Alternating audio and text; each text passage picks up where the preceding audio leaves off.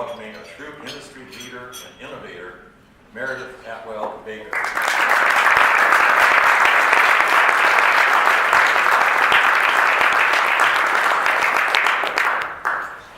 Thank you, Rick, for that very, very nice introduction. Dick, it's always nice to be here.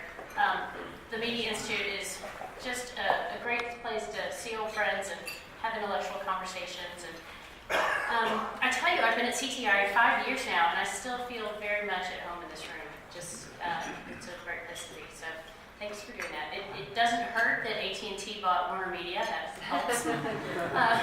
But in thinking about today, I thought, well, let's go back to see what I talked about when I was here last, and that was 2015. So I can't believe it's been that long, first of all. But that day, I rocked some not all that dated references to the last episode of Mad Men, Taylor Swift's 1989 tour, and remember this one, is it black or blue or gold and white dress of me? So black and blue people out there, you are still crazy. It was definitely gold and white. But all of this is a good reminder that 4 years is forever, particularly in our industries. In 2015, I was hardly breaking news when I said the future of media is mobile and vice versa. But in retrospect, I was actually underselling how intertwined our industries have in fact become. Video will soon represent 80% of all mobile traffic. Even more improbable to me, the amount of video traffic on mobile is 25 times more than it was 4 years ago. One of the big changes, thanks greatly to improved 4G services, is the rapid growth of live video on mobile. March Madness on the go is now a thing, which is awesome because I'm actually second in the CTI bracket. You will be surprised to hear that I want to talk about what 5G means for media and the United States. I know, you're shocked. 5G is the next generation of wireless, and looking around, you all know the basic benefits of the technology: faster, lower latency, real IoT, and automation. I'll focus on where we are on 5G. A year ago, we trailed China and South Korea for global 5G leadership. Why were we behind? We had no 5G deployments. Siting rules were designed for 200-foot towers, and not a single spectrum auction was on the books. Fast forward to today. Let's take these one by one. We have more 5G commercial deployments than any country. Consumers in 10 states are the first to experience 5G, which will ultimately be 100 times faster and 5 times more responsive. To accelerate these deployments, the FCC, thank you, Mike, and 21 states modernized siting rules for 5G infrastructure. Thanks to these reforms, one provider is going to double the number of small cells on its network this year alone. And the FCC is now in the middle of its second spectrum auction since last year. We like to complain that not much happens in DC, but to the great credit of Chairman Pai of the Commission, the administration and leaders in Congress, last year was a really great year for the wireless industry.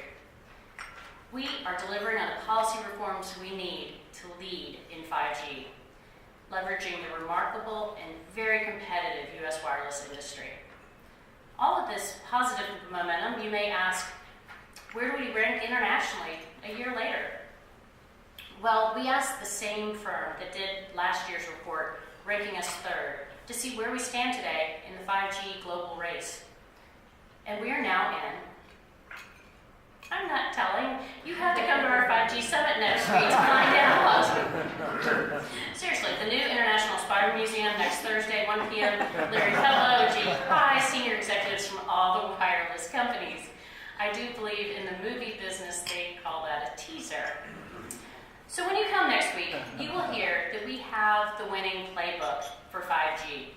And you'll hear a lot about spectrum, particularly mid-band spectrum. Spectrum is the building block for everything we do. There are 3 types of spectrum, and we need all 3 to deliver 5G.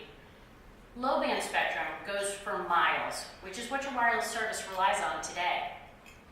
High-band spectrum packs a punch, but it only goes a block or two. It will be key for the high bandwidth intensive applications, and the FCC has already expanded access this year. So that leaves mid-band. I like to think of it as the Goldilocks of 5G spectrum. It mixes both capacity and coverage just right. The challenge is we are behind globally for mid-band. Our key global rivals will have 4 times the amount of mid-band spectrum that we have. The good news is that the FCC and the administration have identified the right target bands. The trick is that we need to act now to free up hundreds of megahertz and fast. The best opportunity is the C-band. The satellite industry has proposed making available 180 megahertz of spectrum. That's a great start, but it risks a missed opportunity. Our rivals are delivering more for 5G. For too long, satellite industry has had no true incentive to use spectrum efficiently. This creates a unique opportunity if we act quickly to get more spectrum and modernize how the video services all of you rely on are delivered. Putting it all together, the wireless industry's challenge is we don't know when and how much spectrum we will have to support our 5G ambitions. As a nation, we lack a clear schedule for future spectrum auctions. President Trump's call for a national spectrum strategy gives the U.S. the perfect opportunity to provide both certainty and clarity that we need. A 5-year schedule of spectrum auctions would create a significant spectrum stimulus to our economy. 1.8 million new jobs and $391 billion in economic impact. The stimulus number does not even capture what innovators will do to leverage 5G for the industries of today and tomorrow. And the future 5G entrepreneurs certainly include media. Disney announced a 5G partnership with Verizon to support their Studio Labs work. They'll invest in 5G to unlock new consumer applications and distribution. It's exciting to see companies betting on their 5G future. 5G will also simplify your operations. Take the 2018 U.S. Open at Shinnecock Hills. Fox had to have 38 miles of fiber to provide for every camera view across all 18 holes. 38 miles. They had to install all of that for a 4-day tournament and then tear it all up again. That's the equivalent of running fiber all the way up 270 to Frederick. So when I heard about this much fiber, I thought the solution to rural broadband may actually be just spreading out golf majors in rural remote states. Tiger, welcome to Eastern Kansas. But back to the U.S. Open. Last year, Fox partnered with Intel and Ericsson to see if and how 5G could handle 4K video without using the fiber. And it worked. 5G can handle it. That is the type of use case that just wasn't possible with 4G. It's too much data and it's too many devices. 5G also promises to unlock new platforms for you to create on. You will no longer necessarily have a flat display with 5G-powered AR and VR solutions. AT&T's partnership with Magic Leap is one startup that I'm watching. If you haven't seen what Magic Leap can do with augmented reality, blending the real world with animation, it's a must-see. To help foster investment in these new technologies, AT&T is constructing a 5G zone in Florida to support innovation around AR. That zone may be one of the best examples of why 5G global leadership matters. We need tomorrow's inventors, whether in healthcare or transformation or media, to have access to the best wireless technology in the world, 5G. A year ago, there was some doubt that it would be here in the United States. Thanks to the competitive U.S. wireless industry and key policymaker actions, I'm more confident than ever. It will be. And I can't wait to see what our industries do together with 5G. The power of wireless and U.S. content is unmatched. Thank you. And remember, next Thursday, 5 to 7. Thanks.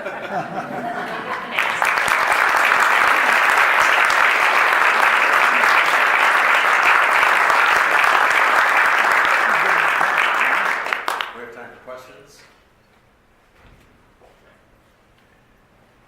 All right. Bring it, Gary. Thank you, Meredith. So, Gary Shahir, Consumer Technology Association. Other than spectrum, what do you think is the biggest barrier to 5G deployment in the United States? So I was talking actually with Kathy at lunch today, and for quite a while we said if we got tax policy reform right and we got the regulatory barriers lifted, then this industry would be free to invest.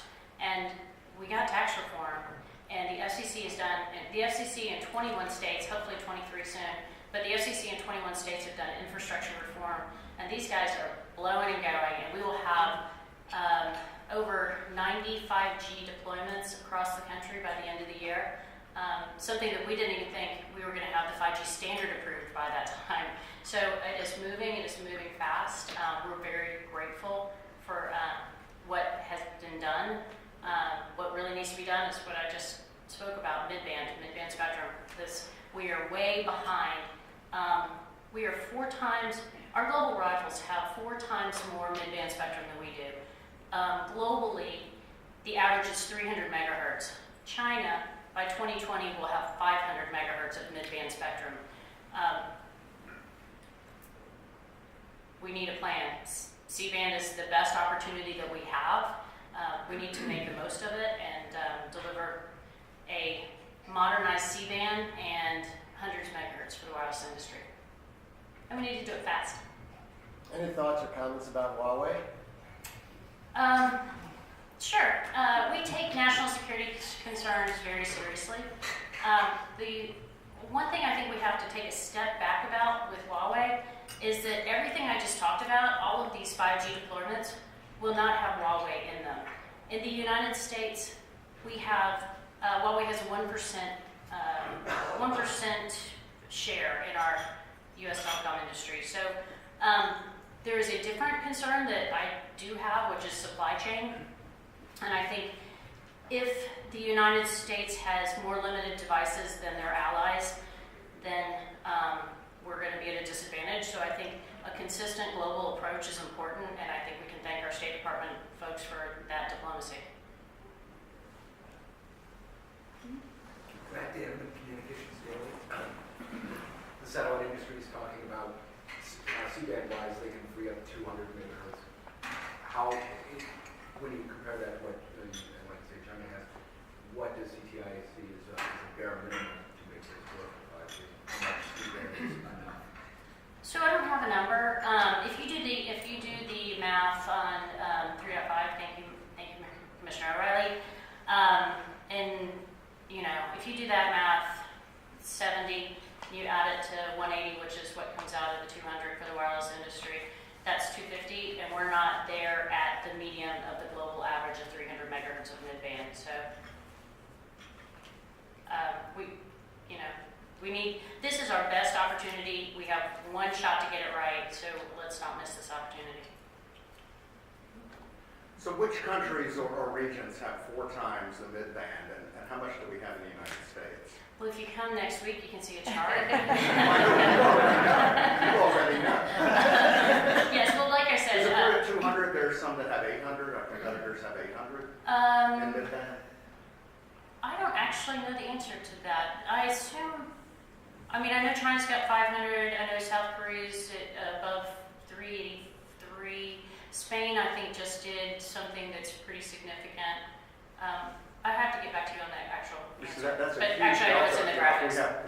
We should have a 4, right? That's a huge delta, but I really wasn't aware of that. I hadn't seen it. It's the global rivals that have 4 times more, but then if you compound that with the fact that the global average is 300, we need to do more. We need to figure out how to do more.